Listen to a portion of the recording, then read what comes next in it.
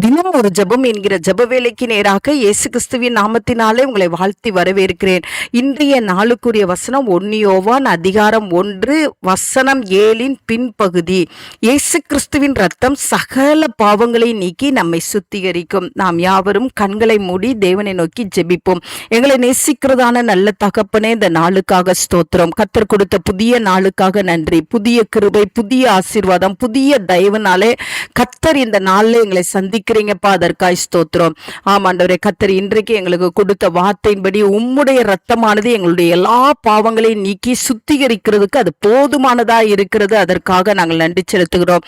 என்னோடு கூட சேர்ந்து ஜெபிக்கிற உம்முடைய பிள்ளைகள் ஒவ்வொருவருடைய பாவங்களும் இன்றைக்கு இயேசு கிறிஸ்துவின் ரத்தத்தினால கழுவப்பட கர்த்தர் உதவி செய்யுங்க. ஒவ்வொருவரும் தங்களுடைய பாவங்களை அறிக்கையிட்டு தேவ சமூகத்துல அந்த பாவ மன்னிப்பின் நிச்சயத்தை பெற்றுக்கொள்ள உதவி செய்யுங்க.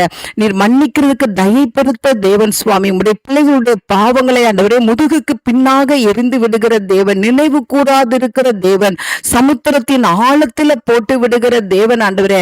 இன்றைக்கு உடைய பிள்ளைகளுடைய பாவங்கள் எல்லாம் இயேசு கிறிஸ்துவின் ரத்தத்தினால கழுவப்படுகிறபடினால் நன்றி அப்பா.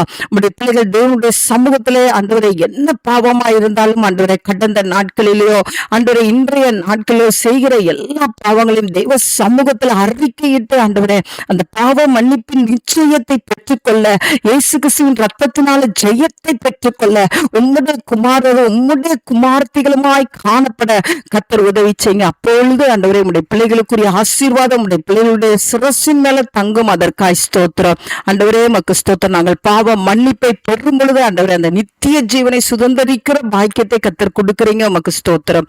இயேசுவின் மூலம் ஜெபிக்கிறேன் நல்ல பிதாவே. ஆமேன், ஆமேன்.